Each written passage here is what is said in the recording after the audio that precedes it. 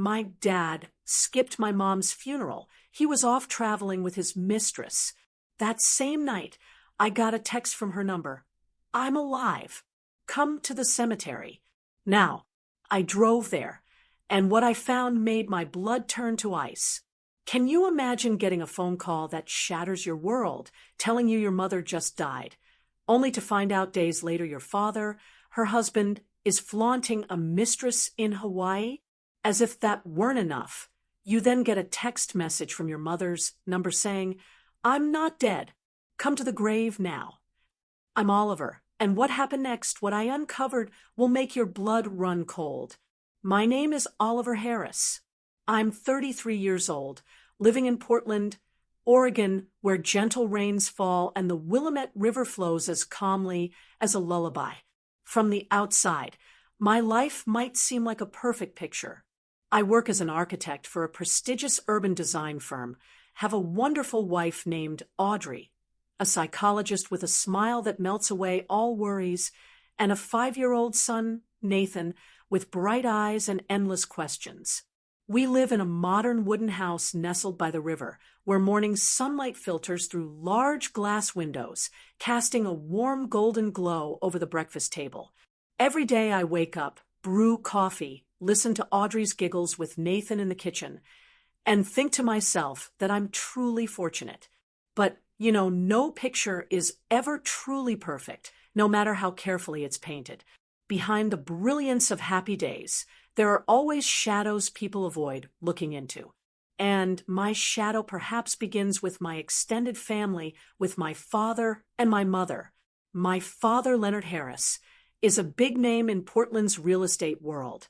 At 65, he still runs Harris Capital, a renowned real estate investment company with projects spanning from Oregon to California.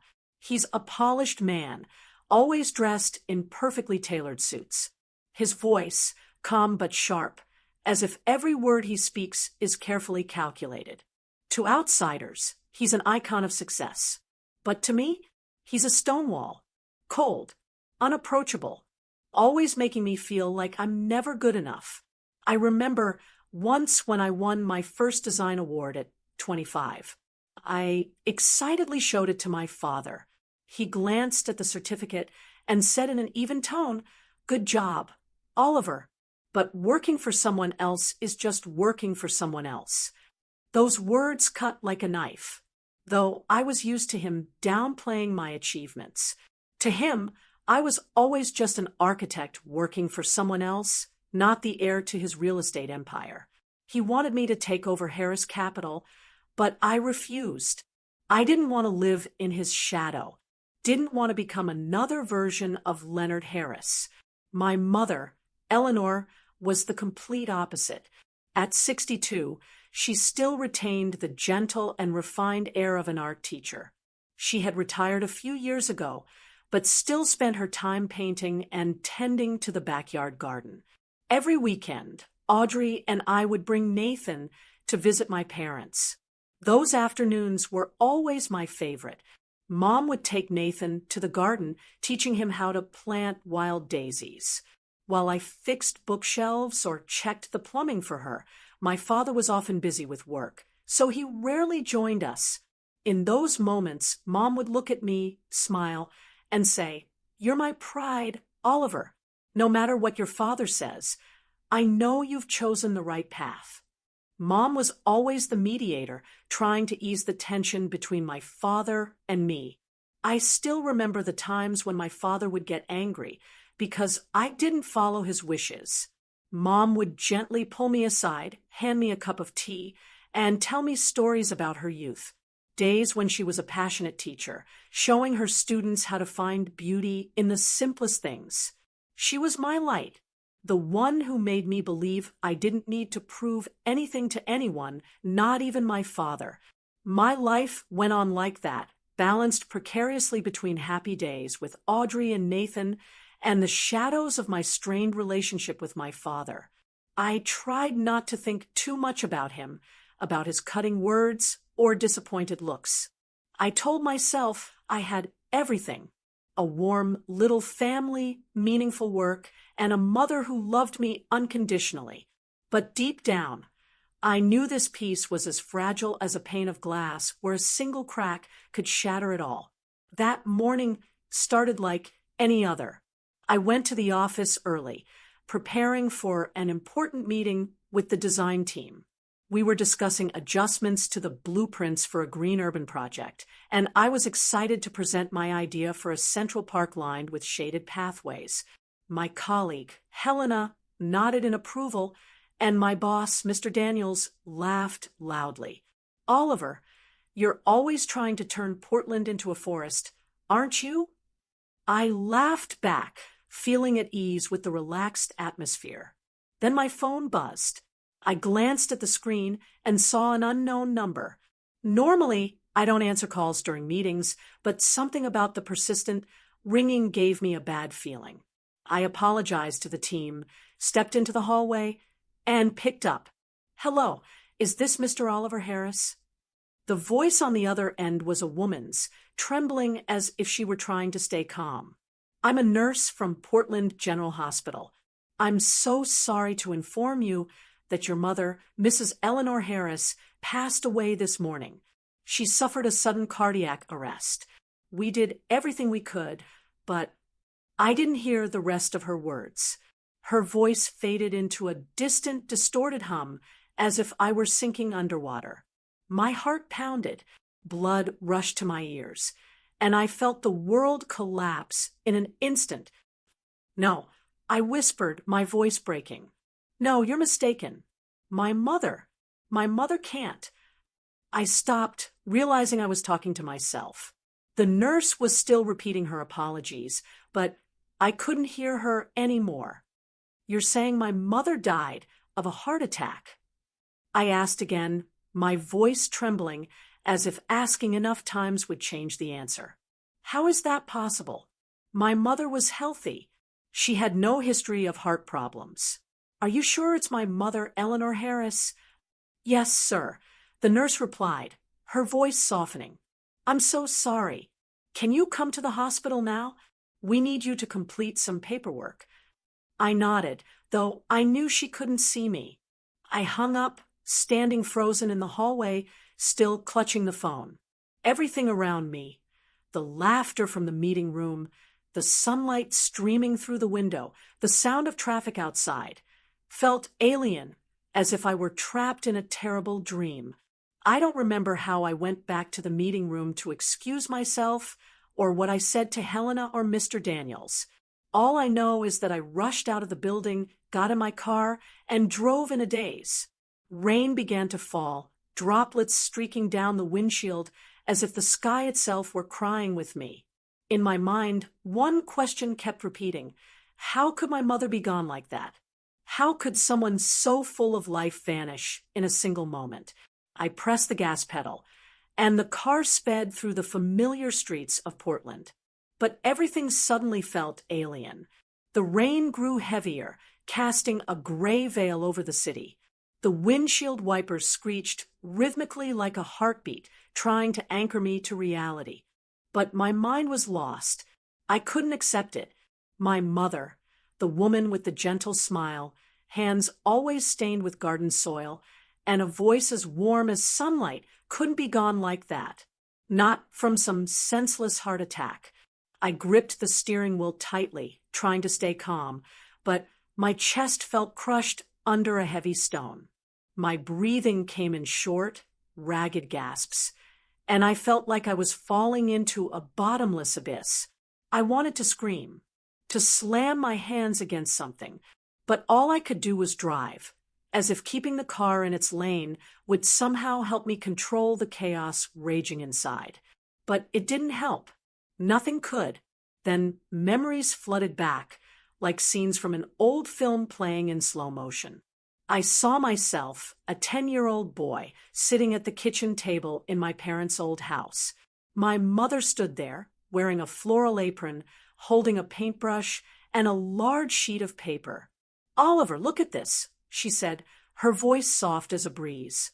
"Every line tells a story. You don't need to draw perfectly. Just draw with your heart." I would sit for hours scribbling houses and trees, and she was always there, smiling praising my clumsy sketches. Those afternoons were where I found my love for architecture, for creating spaces people could call home. But not all memories were warm. I remember the times my father walked in, his cold eyes scanning my drawings. "What's the point of all this doodling, Eleanor?" he'd say, his voice flat but dripping with disdain. "He needs to learn to work seriously, not daydream like you." My mother would stay silent, only squeezing my hand tighter, as if to tell me I didn't need to prove anything to him. But his words cut into me, leaving small scars that never fully healed. Back in the present, the rain outside grew heavier, as if trying to swallow the car whole. I grabbed my phone and dialed my father's number, hoping he could explain something. Anything. The phone rang once, twice, 3 times, but no one answered. I called again and again, each unanswered ring stabbing into my chest like a knife. Why wasn't he picking up? Where was he? Did he even know that Mom had... I couldn't bear to finish the thought. A bad feeling stirred like a dark cloud looming in my mind. My father was always in control of his business, his family, even other people's emotions. Could he know something I didn't? The drive to Portland General Hospital felt endless. The rain blurred the windshield, and I forced myself to focus to keep from veering off the road. When I parked in front of the hospital, my hands were shaking so badly I could barely open the car door. I stepped out, rain soaking my coat, but I didn't care. I ran into the main lobby, my breath ragged, my heart pounding wildly. The receptionist looked at me as if she'd been expecting me. "Mr. Harris, this way, please." I was led down a long corridor, the sharp smell of antiseptic making me nauseous. At the end of the hall, I saw my father, Leonard Harris, in a perfectly tailored gray suit, stood talking to a doctor. He looked calm, too calm, as if he were discussing a real estate deal, not the death of his wife. I approached, my voice breaking. "Dad, what's going on? Is she really—" My father turned, his eyes cold as stone. "Oliver, you're here. The doctor was just explaining. Your mother had a heart attack, a stroke. They couldn't save her." His voice was steady, not a trace of a tremor, not a hint of grief. I stared at him, searching for any sign of loss, but all I saw was an impassive wall. The doctor, a middle-aged man with thin-framed glasses, spoke up. "I'm so sorry, Mr. Harris. Mrs. Eleanor was brought here this morning, but her heart had stopped before we could intervene. There were no warning signs. It was a sudden stroke." "Sudden?" I nearly shouted, startling both the doctor and my father. My mother had no history of heart problems. Just a few weeks ago, she was playing with my son, planting flowers, laughing. How could she? Who brought her here? What happened? My father cut me off, his voice sharp. "That's enough, Oliver. Don't make a scene. Your mother is gone. Now we need to handle the paperwork and maintain the family's dignity." "Understood." He emphasized the word dignity as if that were the only thing that mattered now. I stood there, stunned. Dignity? My mother had just died, and he was worried about dignity? I wanted to scream, to grab him and demand answers, but I couldn't. A nurse approached, handing me a bag of my mother's personal belongings, a small wallet, the pearl earrings she loved, and a handkerchief embroidered with daisies. I clutched the handkerchief, feeling like my heart was being crushed. The faint scent of her perfume lingered on the fabric, as if she were still somewhere close by. My father turned away, pulling out his phone and stepping into the hallway to speak with someone. I watched his back, a chill running down my spine. Something wasn't right.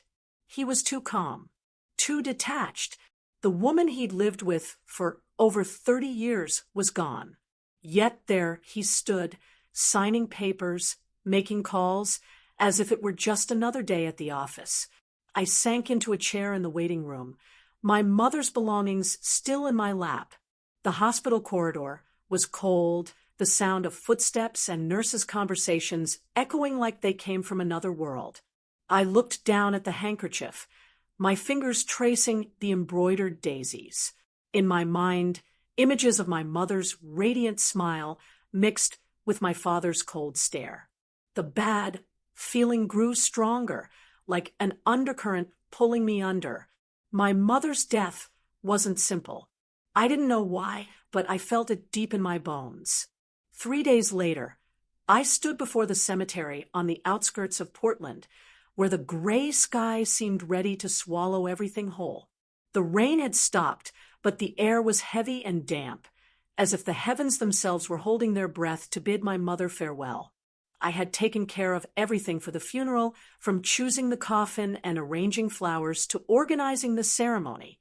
My father didn't help at all.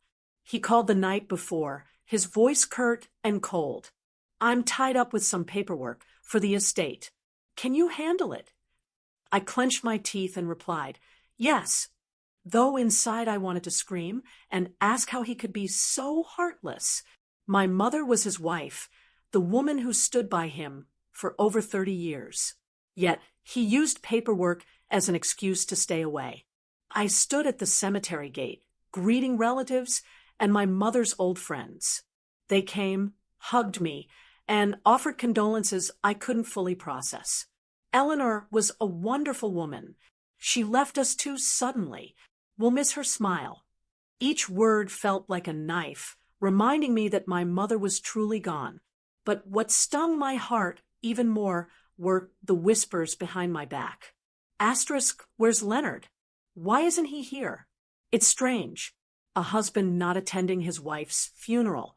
Asterisk, I heard them, but kept my head down, trying to maintain the family's dignity, as my father had demanded. I didn't want them to see our family as a broken drama.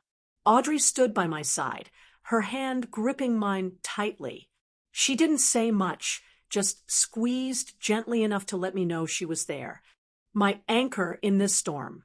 Nathan, my little son, dressed in a black suit too big for him, looked around in confusion. "Daddy, where's Grandma?" he asked, his voice clear but full of uncertainty. I knelt down, pulled him into my arms, and fought back tears.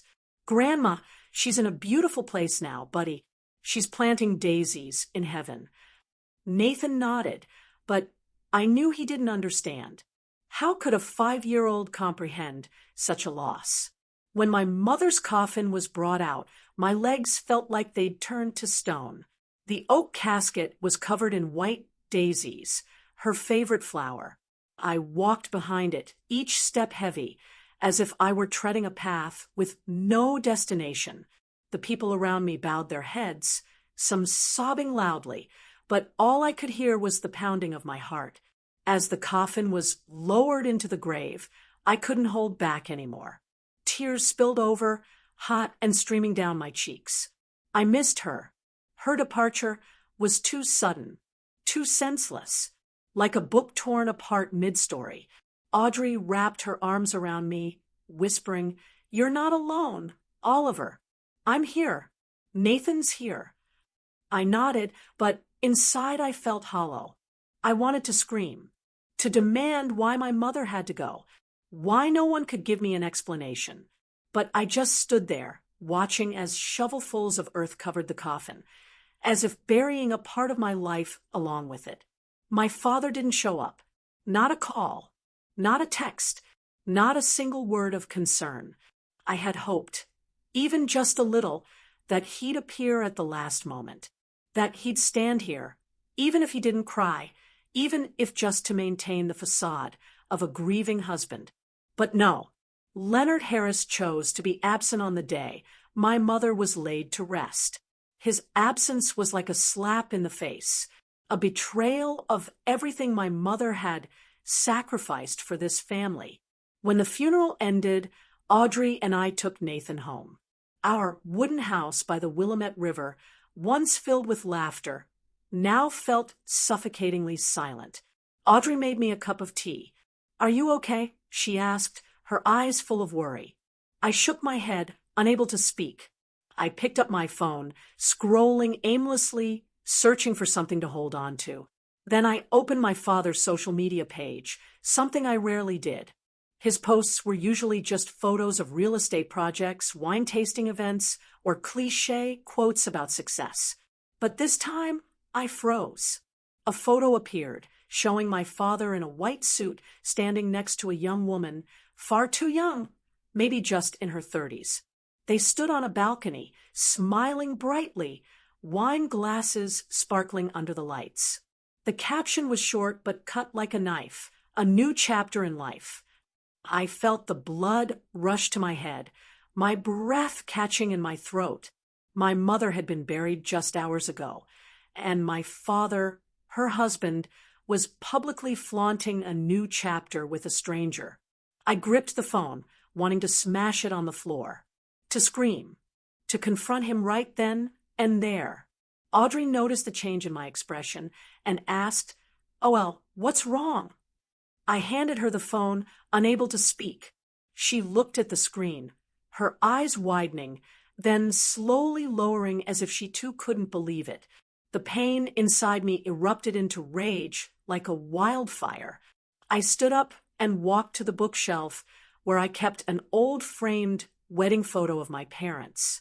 In the picture, my mother was young and radiant in her white dress, and my father, though stern, looked at her with what I once thought was love. I touched the frame, my fingers trembling. "Mom," I whispered, "what happened to you? Why is he doing this?" My gaze hardened, as if a part of my heart had turned to ice. The bad feeling was no longer a subtle undercurrent. It was a storm roaring in my chest. My mother's death wasn't random. I had no proof, no answers, but I knew deep in my core that the truth was being hidden. And I, Oliver Harris, would not stop until I uncovered it all. That night, after Audrey had gone to bed, and the house was swallowed by darkness, I sat in the living room holding the bag of my mother's personal belongings returned by the hospital, the small wallet, the pearl earrings, and the daisy-embroidered handkerchief, simple items that carried the weight of her entire life. I opened the wallet, my fingers brushing over an old photo of me and Nathan that she always kept with her. Tears welled up again, but I clenched my jaw, trying to hold them back. I didn't want to cry anymore. I wanted to understand. I wanted to know why my mother was gone, why my father was acting as if she meant nothing to him. Then my phone buzzed, a sharp, cold sound that shattered the silence of the room. I glanced at the screen, and my heart seemed to stop. My mother's number appeared, unmistakable. A short message, "I'm not dead. Come to my grave now." I froze, my hands trembling so badly I nearly dropped the phone. Was this some cruel joke? A system error? My mother was dead. I had seen her coffin lowered into the grave, felt the cold earth cover her life. So where did this message come from? I stared at the screen as if it would give me answers. Then, with shaking hands, I called the number back. The phone rang once, twice, then cut off abruptly, as if someone on the other end didn't want to answer. I called again and again, but only silence responded. A powerful instinct surged within me, like a fire igniting in my chest. I stopped thinking. I jumped up, grabbed a flashlight from the drawer, threw on a raincoat, and rushed out the door. Audrey was still asleep, and I didn't want to wake her. I didn't know what I was doing, only that I had to get to the cemetery, had to find the truth. The car sped through the night, light rain falling, blurring the windshield. The road to the cemetery on the outskirts of Portland was pitch black, lit only by the weak glow of my headlights. I gripped the steering wheel, my heart pounding as if it might burst through my chest. The cemetery loomed before me, cold and eerie. Rows of tombstones faded into the dim light like silent specters. I parked the car and stepped out, the rain soaking through my coat, chilling my skin. The flashlight in my hand illuminated the dirt path leading to my mother's grave. Each step felt like it carried 1,000 pounds, but I couldn't stop. I had to know. I had to see. As I approached the grave, I froze. A figure stood there, a few meters away, right in front of the freshly covered tombstone. A frail, trembling silhouette, but achingly familiar. I aimed the flashlight, and the beam lit up her face. My mother. It was her. Thinner, her hair matted from the rain, but her eyes still bright, still warm, still my mother. I stood rooted to the spot, unable to breathe, unable to believe my eyes. This couldn't be real. My mother was dead. I had buried her. Oliver, she whispered, her voice faint but clear. Then she broke into sobs, her frail shoulders trembling. I rushed forward, wrapping her in my arms, tears streaming uncontrollably. She felt so real. It was overwhelming.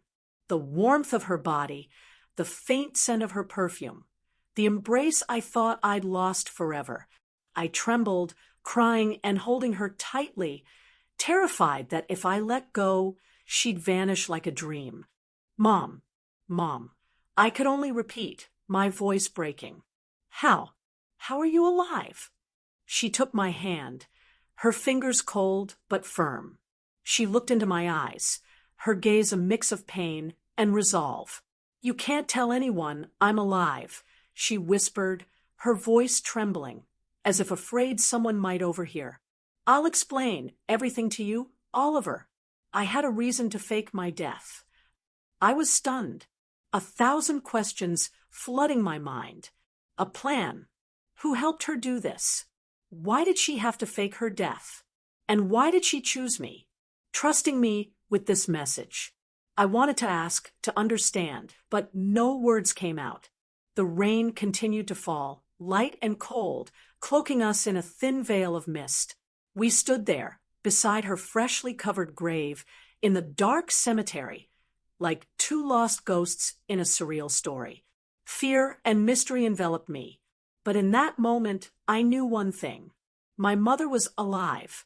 Suddenly, my mother grabbed my hand, pulling me away from the dim glow of the flashlight. It's not safe here, she whispered, her voice trembling but resolute. Follow me, Oliver. We need to talk. I nodded, my mind still reeling, and followed her through the rows of tombstones, down a narrow path leading out of the cemetery. The rain soaked through my coat, but I didn't feel the cold. The only feelings coursing through me were shock mingled with joy and an unnamed fear. She led me to an old car parked at the corner of the road, a faded silver sedan that didn't resemble any vehicle our family owned. She opened the door and gestured for me to get in. I hesitated, staring at her, still unable to believe she was standing before me, flesh and blood. Mom, are you sure you're okay? I asked, my voice faltering. She only nodded, her eyes a mix of tenderness and tension. Get in, son. I'll explain. We drove off into the night, my mother behind the wheel, while I sat beside her, still clutching the daisy-embroidered handkerchief. The house she took me to was tucked away in a corner of Portland's outskirts, hidden behind rows of old oak trees. It was a small, weathered house with a chipped tile roof and windows covered with heavy curtains. My mother turned off the engine, scanned the surroundings as if afraid someone was watching, then led me inside. The interior was sparse, almost empty, a wooden table, a few chairs, and a fold-out bed in the corner. It was nothing like the luxurious mansion she had shared with my father. She poured me a glass of water, but I didn't drink. I sat down, looking at her, waiting. She sat across from me, her thin hands clasped tightly together, as if trying to keep herself from falling apart.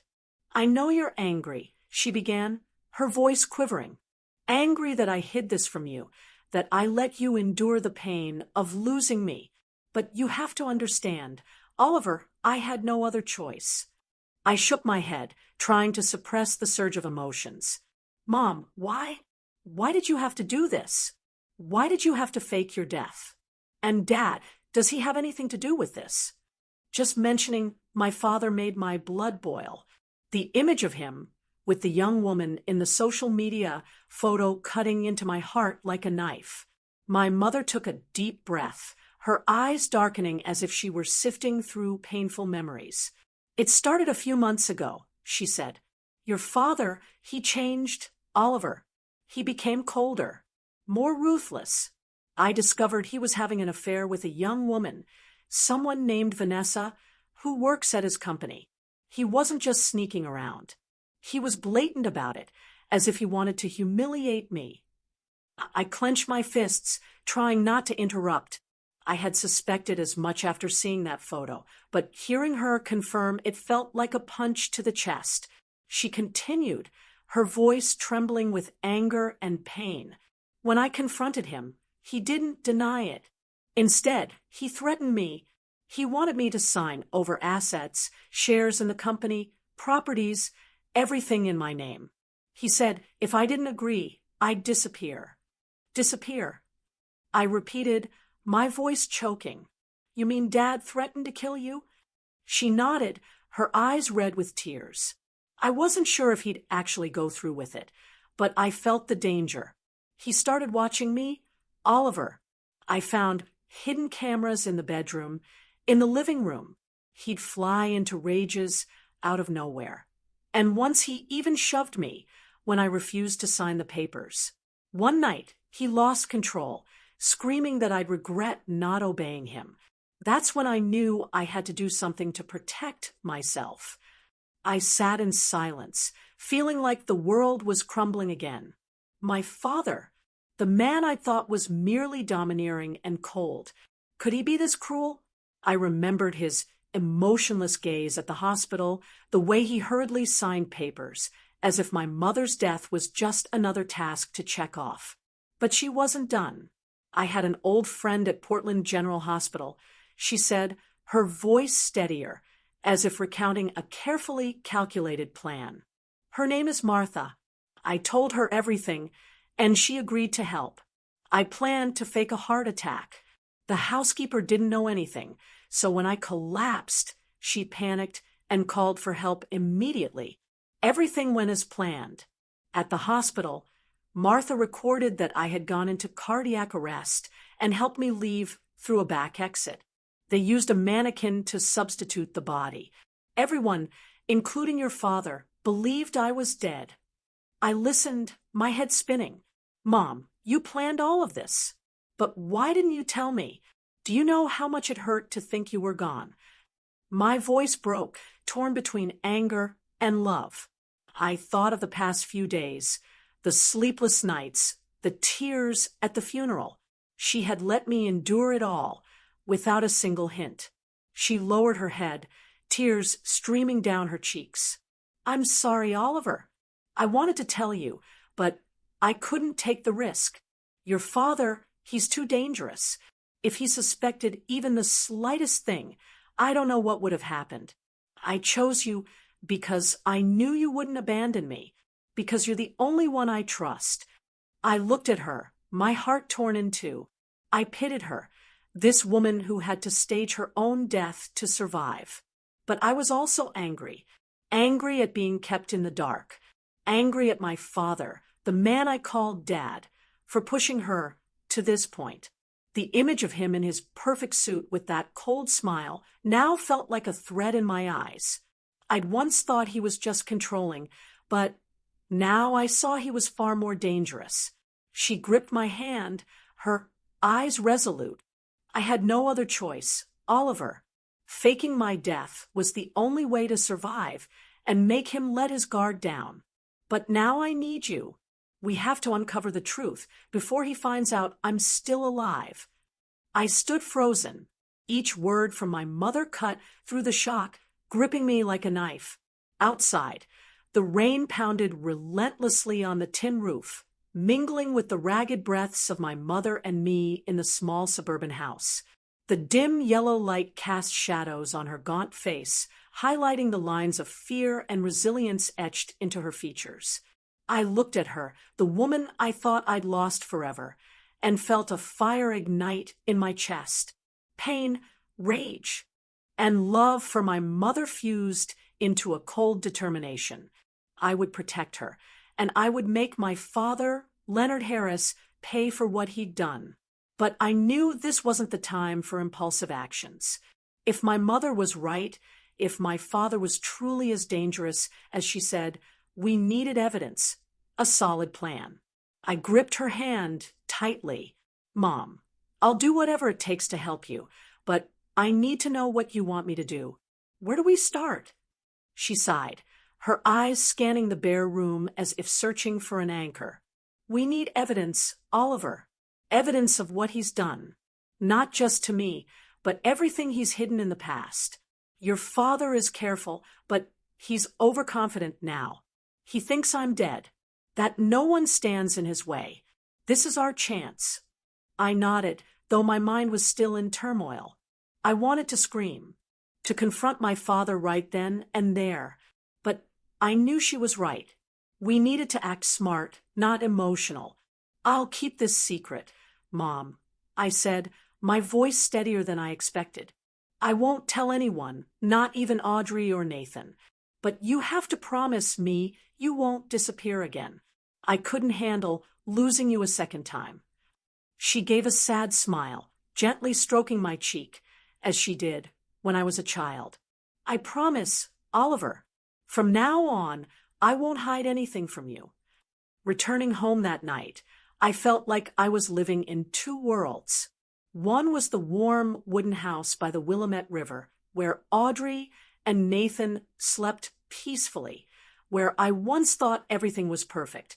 The other was a dark storm where my mother had to fake her death to survive, where my father, the man I called Dad, might be far more ruthless than I ever imagined. I slipped into the house, quietly, careful not to wake Audrey.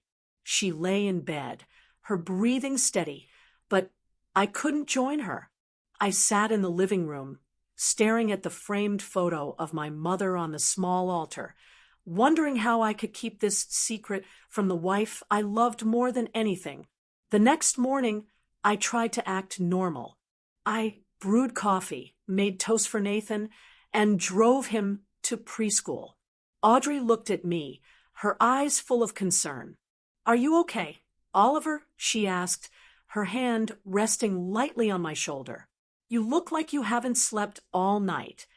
I forced a smile, trying to hide the tension. "I'm fine, honey. It's just I'm still not used to Mom being gone." Audrey hugged me, and I felt a pang of guilt for not telling her the truth. But I had promised my mother, and I couldn't take the risk. Not because I didn't trust Audrey, but because I feared any small mistake could put my mother in danger. Meanwhile, my mother stayed hidden in the suburban house, contacting me only through an encrypted phone provided by an old friend. Each time I received a message from her, my heart raced, as if I were living in a spy thriller. "Don't call directly," she instructed. "Only text when necessary.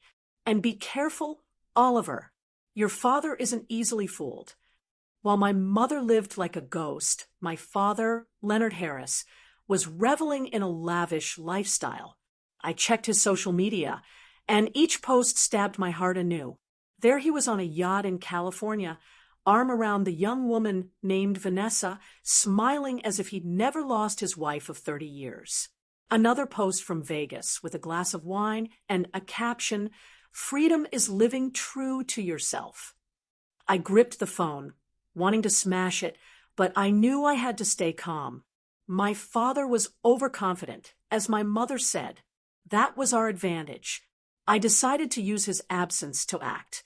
The family mansion where I grew up, where my mother once tended her daisy garden, became my target. I knew my father had a private study where he kept important documents. If there was any evidence of what he'd done to my mother, it would be there. One evening, after Audrey and Nathan were asleep, I drove to the mansion. The night was pitch black, with only faint streetlights illuminating the road leading to the house. I still had a key, but I didn't want to turn on any lights or draw attention. I stepped inside, my heart pounding, feeling like a thief in my own childhood home. My father's study was on the second floor, behind a heavy oak door with an electronic lock. Fortunately, I knew the code.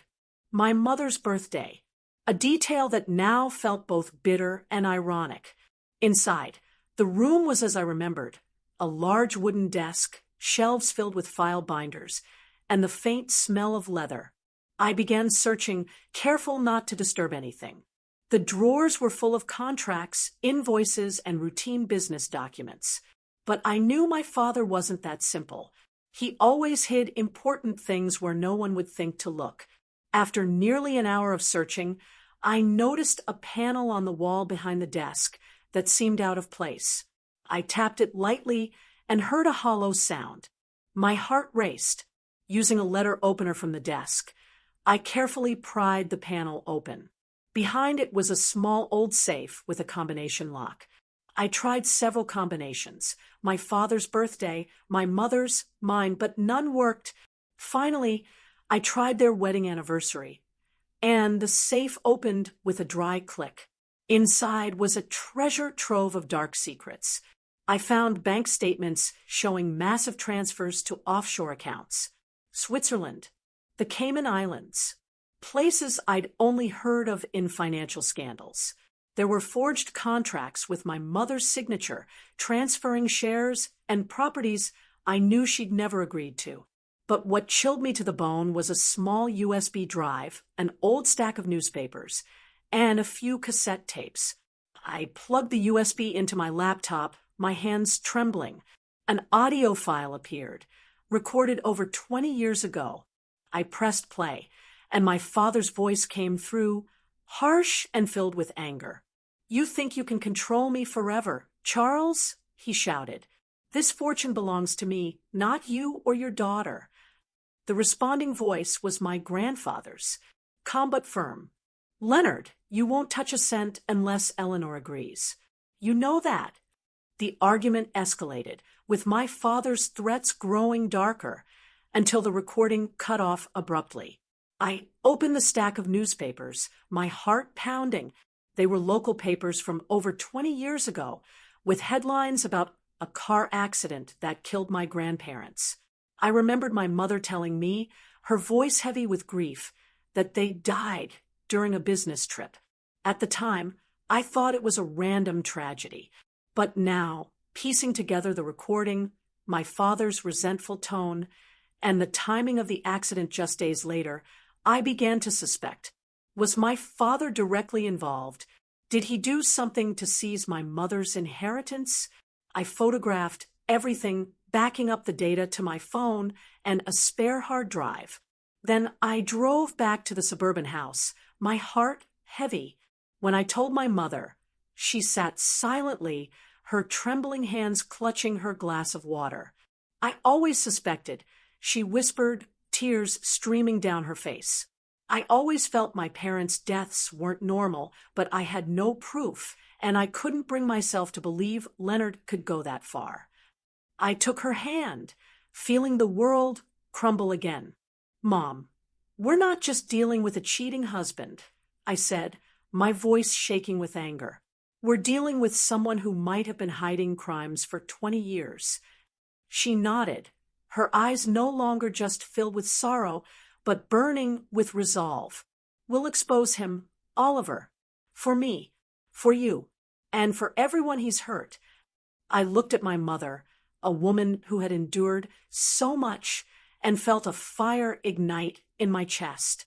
It wasn't the blind rage of anger, but a cold, sharpened determination, like a blade honed to perfection.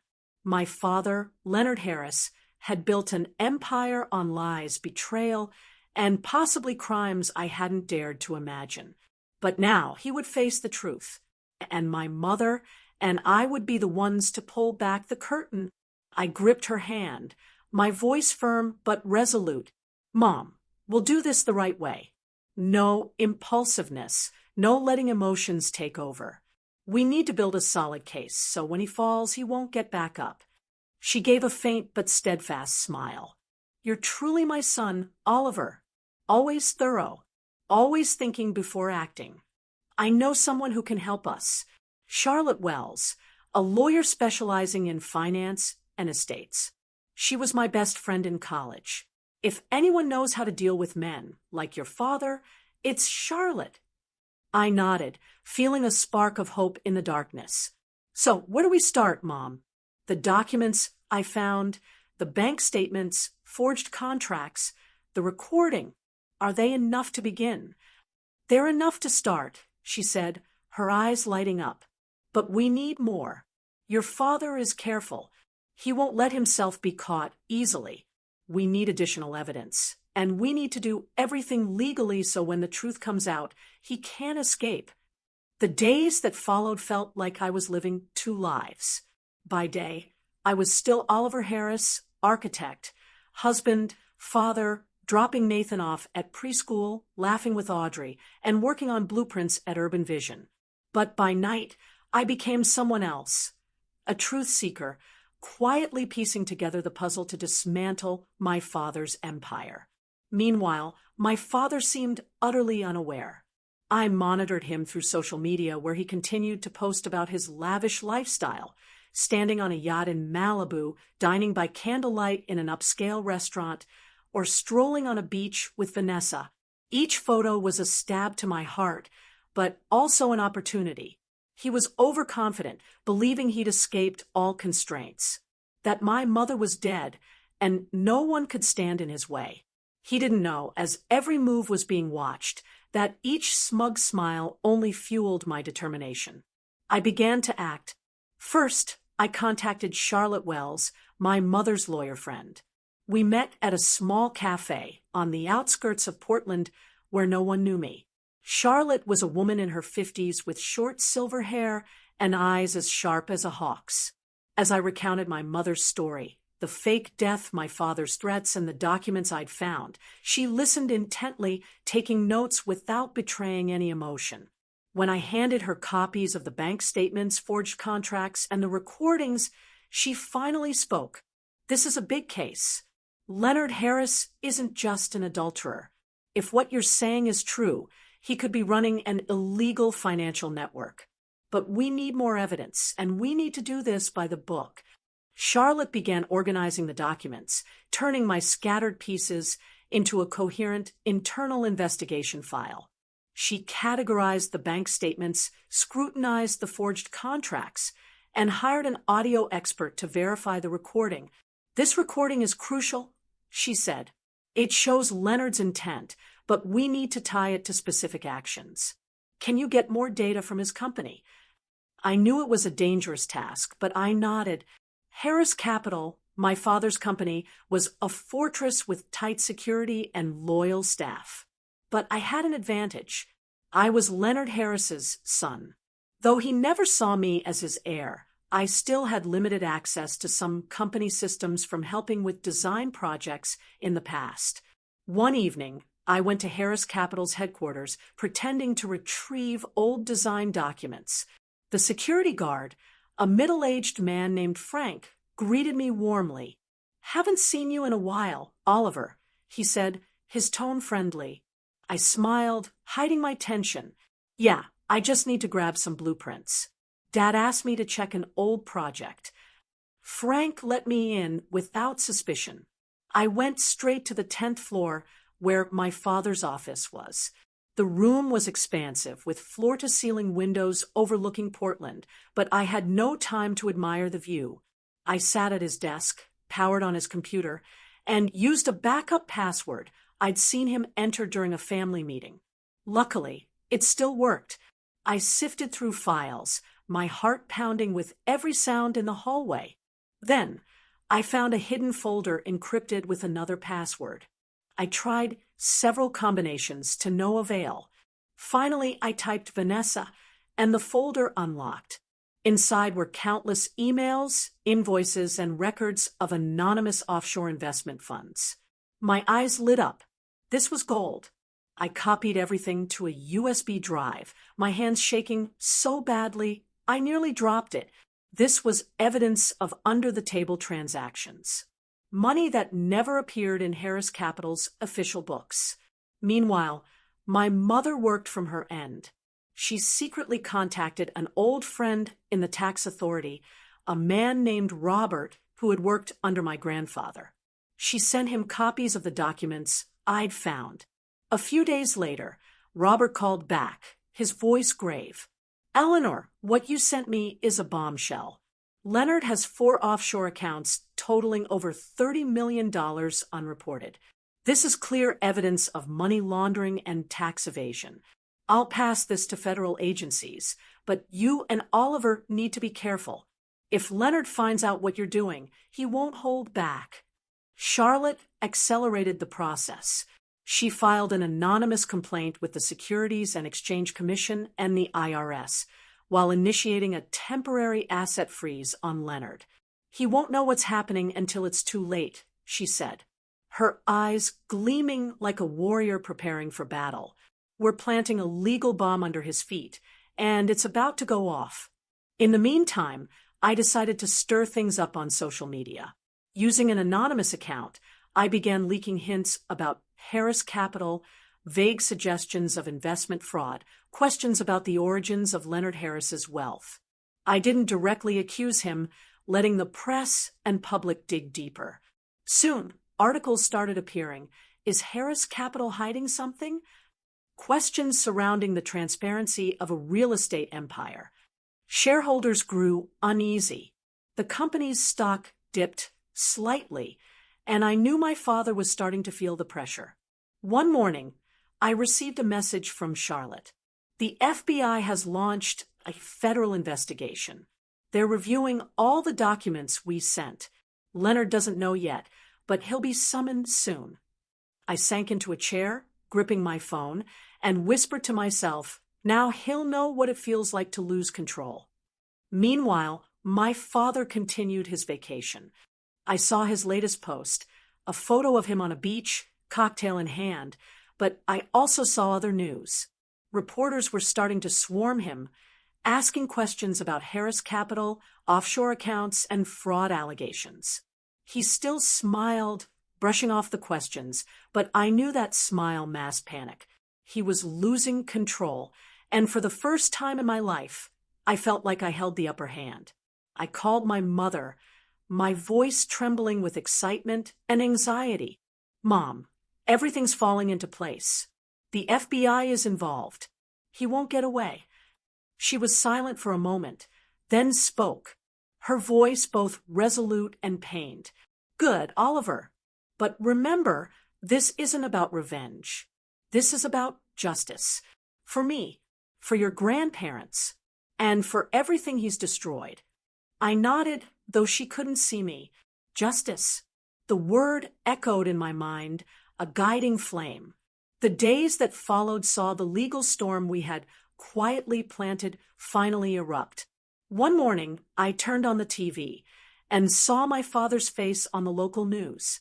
Leonard Harris, chairman of Harris Capital, accused of investment fraud and money laundering. The anchor's voice rang out, cold and sharp. Major newspapers echoed the story. Real estate empire collapses. The dark secrets of Leonard Harris. I sat silently on the sofa, clutching my coffee mug, feeling both relief and tension. Harris Capital plunged into crisis. My father's bank accounts were frozen, and his strategic partners, those who once clapped him on the back at lavish parties, swiftly withdrew their investments and canceled contracts. The company's stock plummeted, and social media was flooded with critical posts and angry comments from shareholders and clients. My father, the man who always controlled everything, was now cornered like a beast backed against a wall. I imagined him somewhere, perhaps in a luxury hotel in the Bahamas, reading the headlines and realizing his empire was crumbling piece by piece. I received a message from Charlotte. "Leonard has returned to Portland. He's trying to contact lawyers, but no one will take his case. The FBI is about to issue an arrest warrant. Be ready, Oliver. This will be over soon." My heart pounded as I read the message. Over. The words sounded both sweet and terrifying. I wanted my father to pay, but I couldn't deny that he had once been my father. That afternoon, my phone buzzed. It was him. I stared at his name on the screen, feeling as if my heart stopped. I answered, my voice cold. Dad. Oliver. His voice was hoarse, lacking its usual measured calm. Have you seen the news? It's all lies. They're trying to ruin me. You have to help me, Oliver. I listened to him, each word like a knife. He didn't ask about Mom, didn't mention her death, didn't show a shred of remorse, just the panic of a man losing everything. I took a deep breath, keeping my voice steady. Dad, I'm not sure what I can do, but if you want, we can meet and talk face to face at the mansion tonight. He was silent for a moment, then agreed, his voice thick with suspicion. Fine. 8 o'clock. Don't let me down, Oliver. I hung up, my hands trembling. This was the opportunity, not just to confront him, but to show him the truth. That Mom was alive, that his crimes had been exposed. I texted my mother, tonight at the mansion. Are you ready? She replied instantly, I'm ready, Oliver. But be careful. He won't accept defeat easily. At 8 o'clock, I stood before the family mansion, the place that had once been my home, my mother's, and even my father's. The house now felt cold, a shadow of its past. I stepped inside, turned on the light, and felt like I was entering a battlefield. My father was already there, sitting in the living room, his gray suit wrinkled, his eyes bloodshot, as if he hadn't slept in days. A glass of whiskey sat before him, but he didn't drink, just stared into the amber liquid as if searching for answers. Oliver, he said, his voice weary, you're here. I need your help. The company is collapsing, and it's all because of jealous rivals. You have to stand by me. I stood still, looking at the man who had once been a symbol of power in my eyes. Now he seemed small, frail like a wounded animal. But I felt no pity, only rage. Dad, I said, my voice icy. Before we talk about the company, don't you have anything to say about Mom? About what you did to her? He frowned, a flicker of weariness in his eyes. Your mother is dead, Oliver. You know that. Don't drag up the past to blame me. I gave a faint, bitter smile, feeling the knife in my heart twist. Dead. Are you sure? I turned and opened the living room door, and my mother stepped in. Eleanor Harris. Flesh and blood, not a hallucination. She stood there, frail but resolute, her eyes blazing as they locked onto my father. He staggered back, the whiskey glass falling to the floor and shattering. He nearly collapsed, clutching the chair, his face pale as if he'd seen a ghost. Eleanor, he whispered, his voice trembling. No, it's impossible. You're dead. My mother stepped forward, her voice sharp and cold. Leonard, did you think you could kill me so easily?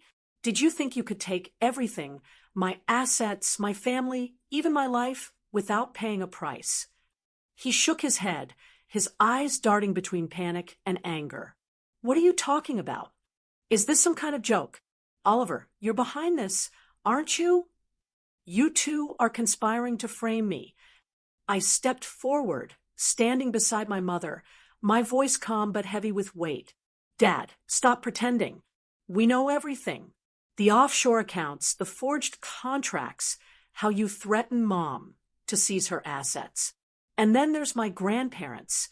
Did you think their car accident would stay a secret forever? My mother continued, her voice trembling with pain. Leonard, I once loved you. I thought you were just ambitious, but you killed my parents, didn't you? For their fortune. And you planned to do the same to me. He laughed, but it was a hollow, desperate sound. You're both insane. I didn't kill anyone. It was an accident. And you, Eleanor, you think you can stage a fake death to ruin me? You have no proof. I pulled out my phone and played the audio file. The argument between him and my grandfather from over 20 years ago. His voice filled with resentment, threatening my grandfather over the fortune. As he listened, his face paled, but he still tried to shout, "That proves nothing. You're slandering me." But before he could say more, the wail of police sirens sounded outside. The door burst open, and federal agents stormed in. Guns holstered, their eyes cold. An officer stepped forward, holding up an arrest warrant.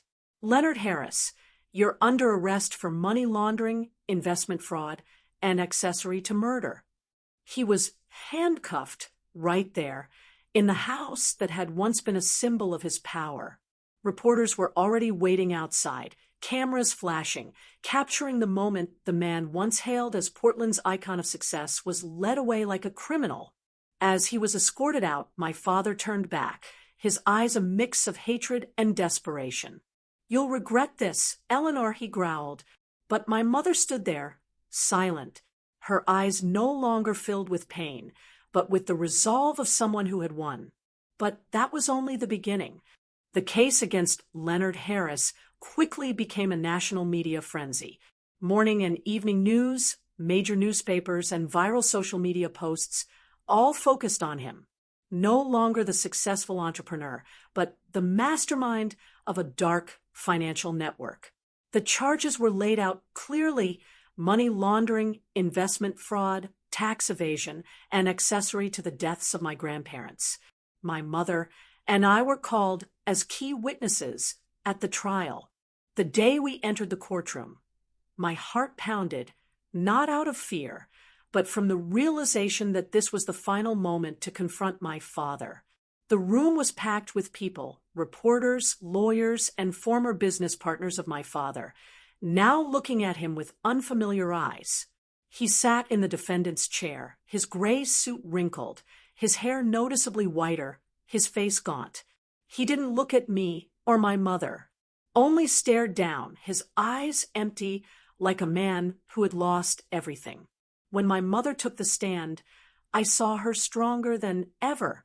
She recounted everything: the years of threats from my father, the times he pressured her to sign documents, and her suspicions about my grandparents' deaths. Her voice didn't waver, didn't falter, as if all her pain had transformed into strength. "I had to fake my death to survive," she said, looking directly at my father. "But I didn't do this for revenge. I did it to protect my son, to protect what was left of my family." My father lowered his head further, offering no response, no defense. I knew he had nothing left to say. When it was my turn, I stood and looked at my father one last time. "You once said I wasn't good enough," I said, my voice calm but sharp. "But I don't need your approval. I just need my mother to be safe and the truth to be revealed." He finally looked up, his eyes hollow, as if his soul had abandoned his body. I didn't know if he felt remorse, but I knew one thing: the man before me was no longer my father. The trial ended with a 30-year prison sentence. All of my father's assets were seized, and Harris Capital officially went bankrupt. Several senior employees were investigated for their involvement, and the dark financial network my father had built over years was completely dismantled.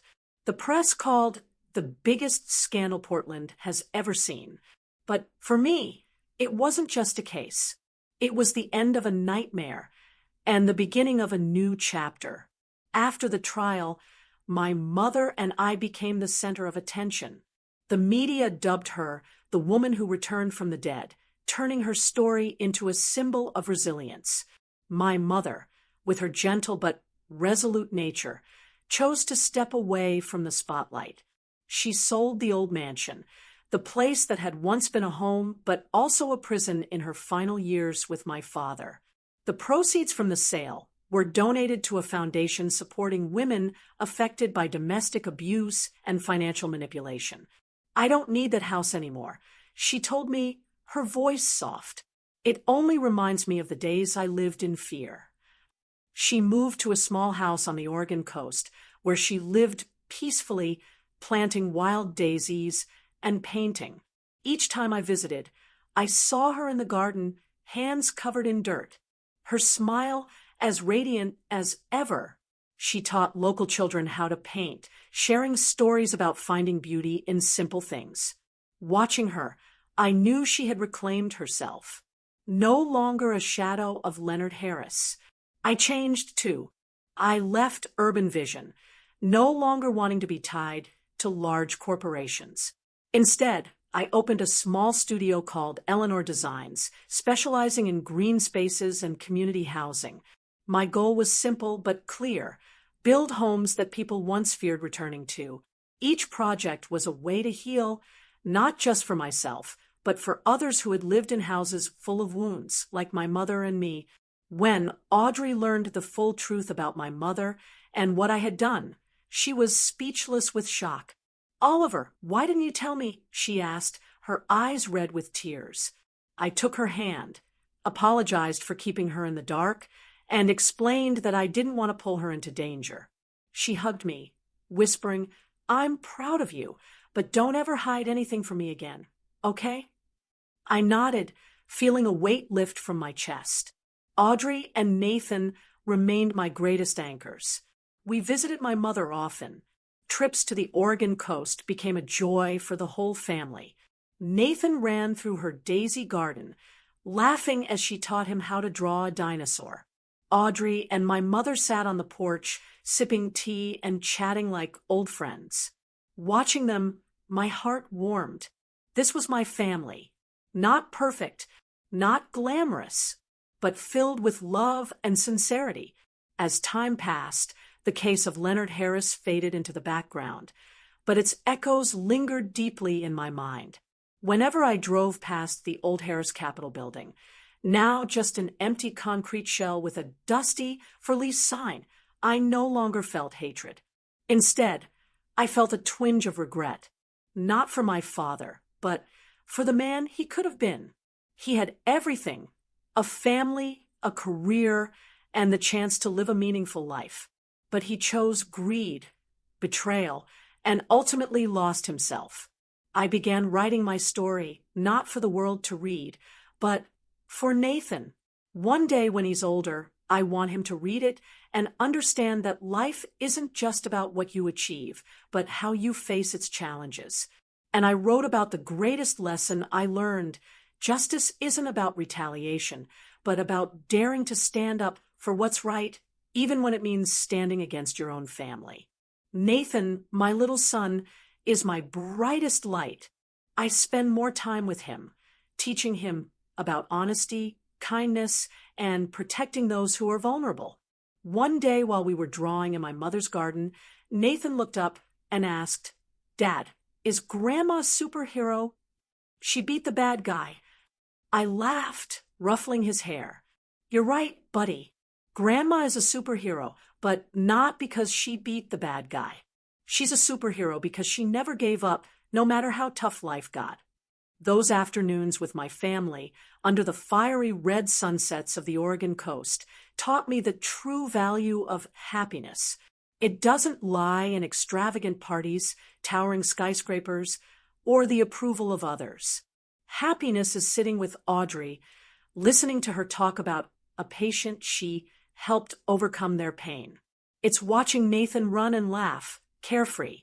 It's looking at my mother, the woman who came back from the dead, and seeing her live true to herself. One evening, as we sat around the dinner table in my mother's seaside home, I looked up into the eyes of Audrey, Nathan, and my mother. My voice was hoarse but filled with emotion. As I said, I used to think happiness was about achieving success, about being recognized by others. But after everything I've learned, happiness is living without fear and being able to hold your head high and say, "I didn't betray my conscience." My mother took my hand, her eyes shining. "You've made me proud, Oliver," she said. Audrey smiled, resting her hand on my shoulder, and Nathan, with strawberry jam still on his lips, chimed in, "Dad's my superhero." We burst into laughter, and in that moment, I knew that no matter how painful the past had been, we had found light. We had found each other. This story, my journey, it's been a whirlwind of disbelief, anger, and finally, profound peace. Have you ever faced such a shocking betrayal from someone you thought you knew? What would you have done if your mother had come back from the dead with a secret like this? Tell me what you think. I really want to know.